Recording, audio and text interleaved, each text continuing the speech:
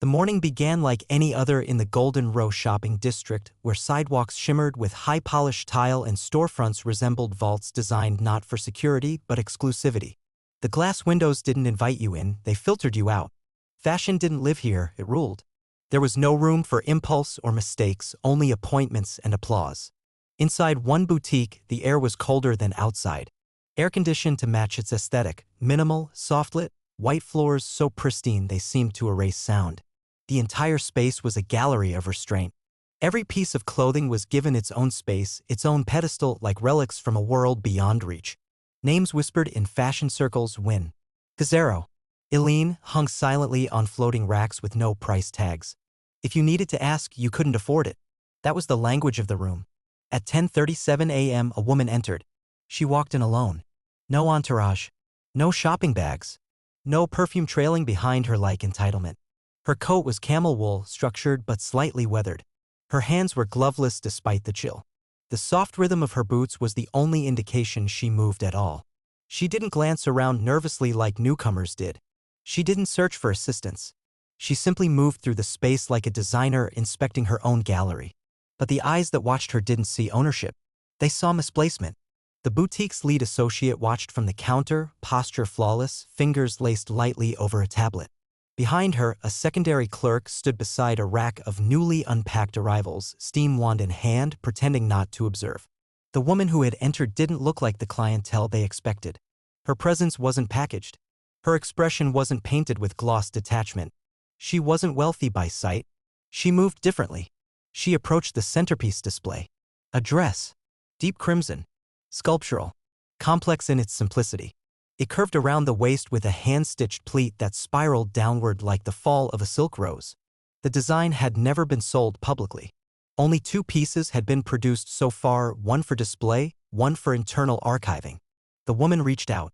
Her fingers stopped just above the fabric, hovering, breathing in the tension of thread and silence. And that was when the associate moved, heels across marble. The quiet storm of assertion. She crossed the floor with the confidence of someone raised to believe her presence was always corrective. Her approach was smooth, but her expression sharp, less confrontation, more containment. The customer had not requested assistance. That in itself was already suspicious. The fact that she had touched a signature item only compounded the error. The associate came to a stop beside her, and from that stillness delivered her verdict. The sentence landed like a blade, soft-edged but lethal, intended not to argue but to end. The woman looked up slowly. No surprise in her eyes. Only quiet certainty. She tilted her head slightly, not in submission but in study, as if regarding a fabric too thin to be worn in real weather. No rebuttal followed. No outburst.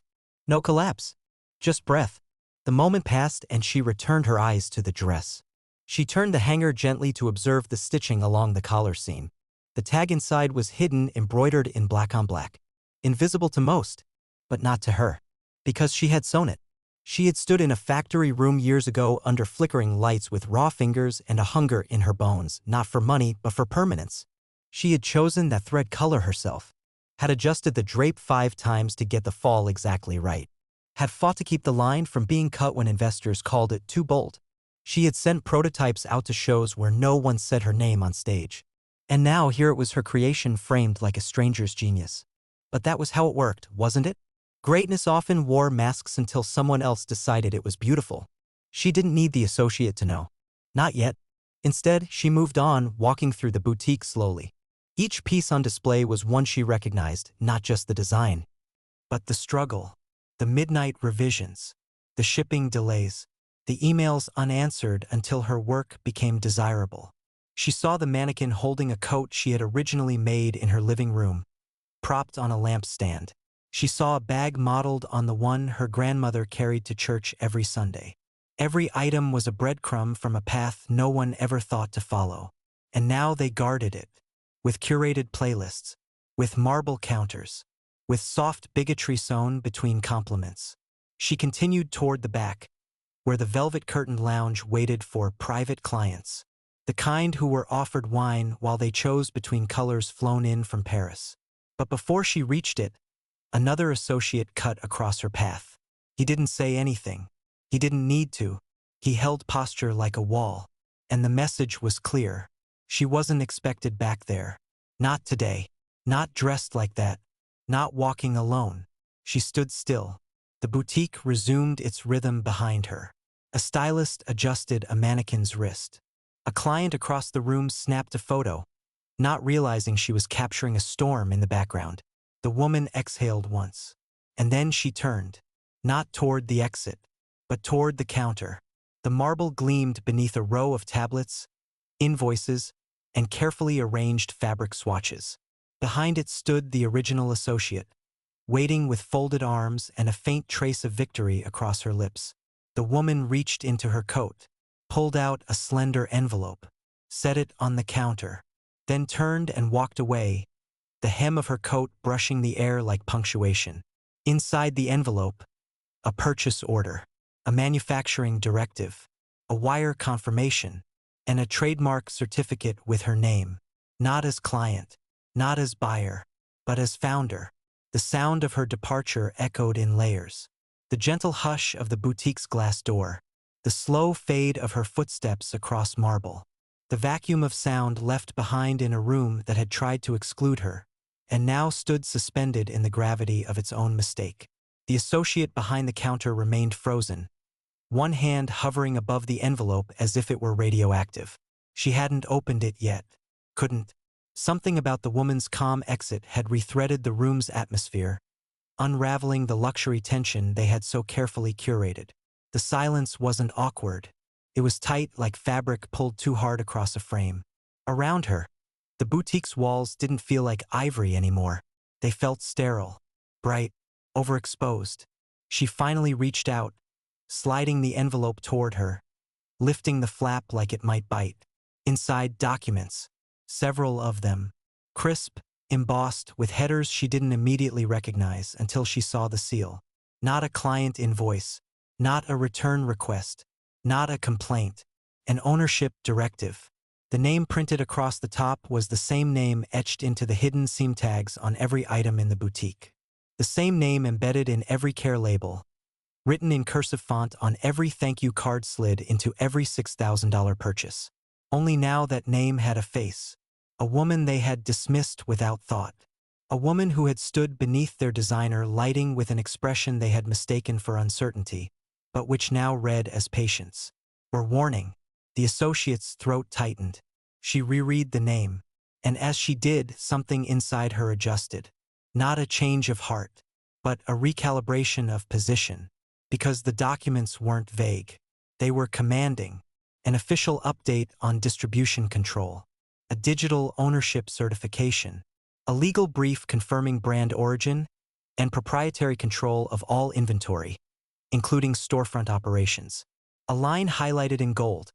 Brand founder reserves the right to audit retail staff discretion protocols at any time. She looked up. Across the floor, the crimson dress still hung undisturbed, untouched now, as if it had turned radioactive the moment she walked away from it. No one else approached it. Somewhere near the entrance, the junior associate who had tried to block her path toward the private lounge stood very still, eyes fixed on the paperwork being held behind the counter. He didn't ask. He didn't need to. He had seen the expression, the envelope, the retreat. Now, the power structure they had clung to trained into them through customer profiles and whispered heuristics was folding in on itself. And yet, she hadn't said a word. Outside, the woman walked with even strides through the shopping district. Not in haste, not in anger, but with the kind of poise that only comes from knowing the weight of one's own name. She moved past boutiques that once ignored her press kits, past storefronts that once told her there was no space for new designers this season, past editors who once forwarded her emails to interns with the note, too raw, maybe in a few years. The street hadn't changed, but her place in it had. Because ownership didn't need recognition. It only needed permanence. And she had built hers into every stitch of a brand that others wore without ever thinking about who had cut the cloth, who had bled over the first pattern, who had bent over makeshift tables to perfect the angles now sold for 5 figures. She turned a corner away from the luxury rows and into a quieter street where the concrete wasn't polished and the windows weren't tinted with aspiration. Here stood her studio. The building was modest. Bricks worn smooth by weather and time. A door with a nameplate so subtle it was often overlooked. A. Delane Studio. She entered. Inside, Work tables covered in sketches, swatches pinned to corkboards, threads scattered across the grain of wooden counters. This was the engine room. The place where the magic happened, not with champagne and spotlights, but with long hours, deep focus, and fingertips blistered by labor. A soft light filtered through tall windows onto a mannequin half-dressed in a prototype, a jacket with sleeves still under construction. She walked to it, running her hand along the inside lining. The design was ambitious. Risky. Which meant it was hers. She smiled. Behind her, a shelf held binders labeled by year. Inside, every order form, every design patent, every photo from every fitting. Not because she needed proof, but because history is worth keeping even when no one believes you wrote it. She opened one of the drawers beneath the sewing table. Inside, a small box. She lifted it carefully. Opened it. Inside was the very first label she ever made. Hand-cut. Embroidered by herself. Slightly uneven. But sacred. She hadn't sewn it into anything. She kept it as a reminder of the time before they saw her, before they wore her, before they questioned her presence inside her own vision. And as she held it in her hand, she understood something with absolute clarity. They could never take it back. Not the moment, not the tone, not the sentence. But it didn't matter, because she had already stitched herself into the fabric of the industry. And the thread could not be pulled. The morning sun warmed the studio in slow gradients, turning the concrete floor from cold steel to soft ivory. In that light, every detail came alive, the textured sketch paper curled at the edges, the needle threads shimmering beneath natural beams, the buttons laid out like small constellations in polished trays. The city beyond the window moved in its usual noise, but none of that pierced the stillness inside her workshop. She stood before a wide mirror half-draped in a muslin test cut. Pins marked the left shoulder where she was still perfecting a dart. The reflection didn't show power. It didn't show a tycoon or a mogul. It showed a woman with tired eyes and strong posture, a neck speckled faintly with old heat rashes from years behind a machine, and hands with memory coded into the skin. Scars that didn't announce themselves but told stories just the same. She rotated slightly. The back needed more lift. She stepped away from the mirror and reached for the fabric again. Pinned it, pulled the seam, stepped back. She didn't think in words now, only in angles, tension, balance. This was where she became herself. No brand, no legacy, no exterior. Just structure and soul. Her phone buzzed once across the table. She didn't check it. Work first. She moved through the studio, past the prototype to the open cabinet near the back. Inside were fabric rolls tightly arranged by tone, earth, flame, night, storm. Not labeled by Pantone, but by feeling. She reached for a deep navy swatch, held it to the natural light, and let its weight settle in her palm. This would be the foundation of the new series. Not a relaunch. A reminder. The brand had already made its mark, editorials in international magazines, a capsule line worn by a pop star during an award ceremony, even a museum acquisition of her earlier sculptural jacket. But she had always been absent from those rooms. Smiles had been posed over her work, names pronounced wrong, credit given like a favor. Now she wanted something different. Not vengeance. Visibility. She laid the fabric across the cutting table and pulled the rotary blade from its holster. With one hand steadying the pattern and the other guiding the cut, she moved like someone carving not clothing, but memory into motion. Each slice was exact. Each curve already seen in her mind's eye. She didn't stop for music. She didn't look up. She simply let the pieces come together, one movement at a time. By noon, the core of the design was in place. A jacket unlike anything from her past line.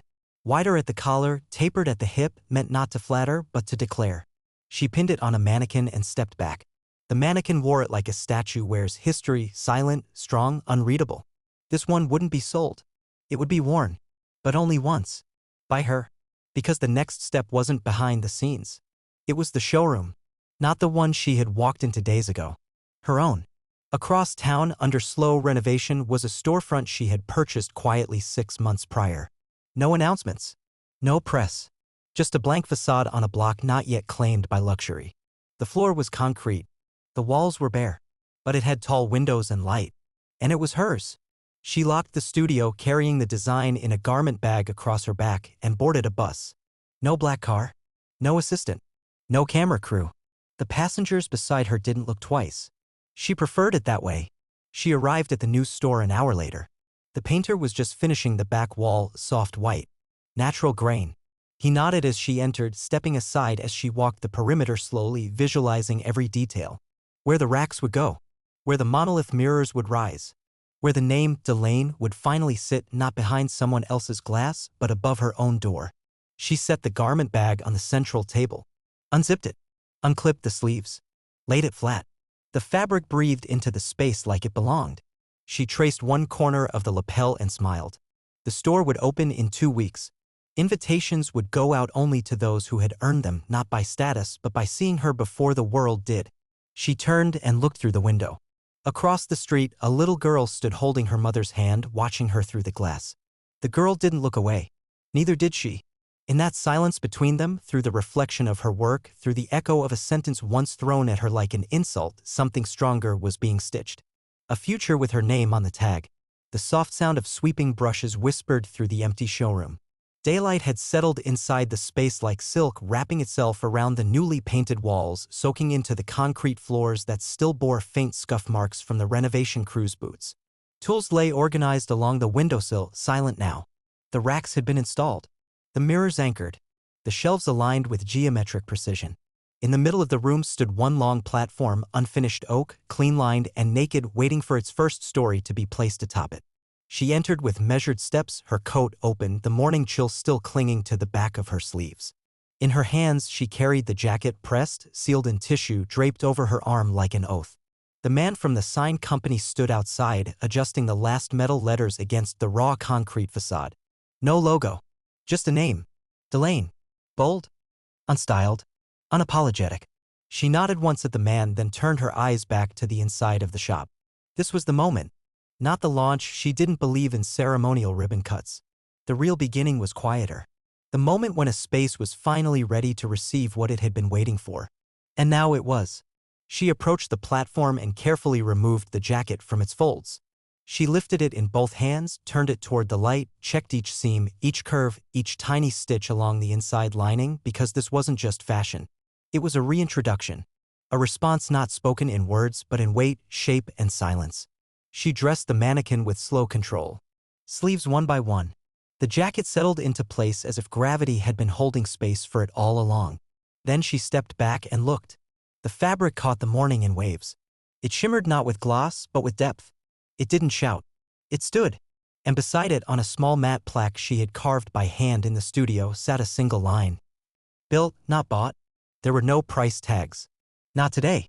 The door remained closed for now, the lock flipped inward, the street watching but not yet allowed in. She moved to the back wall, behind the curtain where her small desk sat beneath a skylight. The chair was plain. The surface bare. On the wall above it, a single framed photo. Her mother at the kitchen table, hands shaping a hem without measuring tools. A woman who had made uniforms, altar cloths, graduation gowns, clothing for other people's milestones. She looked into those eyes now, distant, eternal, warm, and felt the timeline shorten. Her mother never saw this day. But the stitches in her own story ran directly through it. She placed one hand against the frame. Just once. Then she sat. A laptop hummed awake in front of her. A blank white email window sat open. No PR firm. No agency. She drafted the invitation list herself. No celebrities. Only architects. Design students who had tagged her work in stories long before it was stocked. Writers who had defended her when others called her angry for asking for credit. A community tailor from her old neighborhood who once gave her his last spool of thread when she had nothing left but an idea. And one young mother who had written her a letter saying she watched the old-fashioned shows muted so her daughter could see someone who looked like her owning a room. She hit send. Outside, the city turned over again. The first invitations landed with soft pings in inboxes too used to rejection. And they read not like summons but like truths being acknowledged. Inside, she opened the rolling rack and began curating the first 6 pieces that would stand next to the jacket. Each one handpicked. Each one loaded with memory. A dress with pleats that curved like the columns of the church she used to sit in on Sundays. A coat with lining that matched the color of the hallway where her name had once been misspelled on the company roster. A blazer stitched from the same fabric she used when she first pitched her line to a room full of silence. Each one folded in care, placed in sequence, arranged not by color or price, but by evolution. She stepped back once again and took a slow breath. And that's when she unlocked the door. No bell. No announcement. Just the quiet hiss of glass sliding against metal. A breeze entered. So did the first guest. An older woman in a gray cardigan and worn flats. No makeup. No assistant. She stopped inside the doorway, unsure if she was supposed to speak. She didn't need to. The woman behind the counter nodded. And something unspoken passed between them. An understanding. An arrival. No show. No spotlight. Just presence. The older woman stepped inside and walked slowly along the platform. Her hands didn't reach to touch, but her eyes read everything. When she stopped in front of the jacket, she closed her eyes just for a moment. She didn't say beautiful. She didn't need to. She simply turned and looked at the woman who had built the brand they now stood inside. And raised her hand slightly. Not a wave. A gesture of respect. One builder to another. The door stayed open. And with it, the room filled, not with noise. With recognition. By the end of the second week, the showroom no longer echoed. It breathed. Footsteps had softened the concrete floor. The light through the tall windows had begun to fade fabric just slightly, giving corners of the room a lived-in gold. The racks had weight now, stories hanging in seams, movement captured in folds. Nothing in the boutique felt untouched anymore because people had arrived, slowly and quietly, as if summoned by something older than marketing. As if something in them recognized this wasn't just another store. It was reclamation. And she had been there for every hour of it. No assistants answered the door. No stylists hovered beside customers. No hidden intercom whispered alerts about who looked ready to buy. The space was unpoliced. But it wasn't unguarded. It protected itself through clarity. The silence inside wasn't emptiness. It was dignity. You stepped carefully not because you were watched, but because you felt you were stepping into someone's living memory. She worked from the back, never out of reach. Her desk was still modest, no ergonomic throne, no designer accessories. Just fabric samples, a laptop, and a thick sketchbook. She kept the door open so she could hear every footstep, every pause, every breath from someone who needed more than fashion. On the third Friday, the woman in the crimson jacket returned. She was different now. Not in posture or wealth, but in how she approached the space. She stepped inside without hesitation. Her eyes moved quickly, first to the mannequin where the jacket still stood, then to the woman behind the desk. There was no standoff this time. No scrutiny. Just presence. She approached the rack quietly, pulled the same jacket down again, and carried it toward the front mirror. No one stopped her. No one offered her champagne. The moment was hers. She stood in front of her own reflection. And lifted it. The sleeve folded perfectly along her arm. The collar slid into place like a final note resolving a melody. She smoothed the lapel, adjusted the fit. Then turned her head slightly, searching not for applause, but for understanding. Behind her, the designer stepped forward, unhurried. She met the mirror without a word. They stood there together, two versions of power, one new, one weathered. One recently humbled, the other shaped by years of being overlooked. And in the glass, they saw not a retail moment, but a reckoning. The associate took a slow breath, then removed the jacket carefully. She placed it back on the hanger. And walked to the counter. Her wallet never came out. Instead, she left something behind, a card, handwritten. Just a line. A thank you. She exited quietly. Not because she was unwelcome, but because she understood that the room had never been hers to control. The following Monday, a different guest entered. Young. Wide-eyed. Clutching a small portfolio to her chest. She looked around like someone unsure if she belonged. Her coat was too light for the cold. Her shoes were unevenly laced. But she held her shoulders back. The designer saw her instantly. She stepped out from behind her desk. No words. Just a nod. The girl opened her book. Inside, sketches. Unpolished. Raw. But full of hunger. The designer turned each page slowly. Her fingers paused on one, a sleeveless coat cut asymmetrically with curved seams running over the hips like vines. She tapped it once, then nodded again. She handed the book back and walked to the supply closet. She returned with a fabric bundle, a set of scissors, and a clean tape measure. She placed them in front of the girl and pointed to the work table. The message was clear. You don't wait for the world to let you in. You build. Right here. Right now. The girl nodded. Her fingers trembling but determined. She stepped behind the table and began. And as the blade met the fabric, the room shifted again. Now it was more than a showroom. It was a workshop. A classroom. A lighthouse. The racks still held beauty, but now they also held mentorship. Each piece carried the shape of a future just beginning to unfold. And the designer, standing at the edge of the room, watched it all. Not with pride. With peace. Because legacy wasn't what she wore. It was what she left behind. The day began before the city had found its color.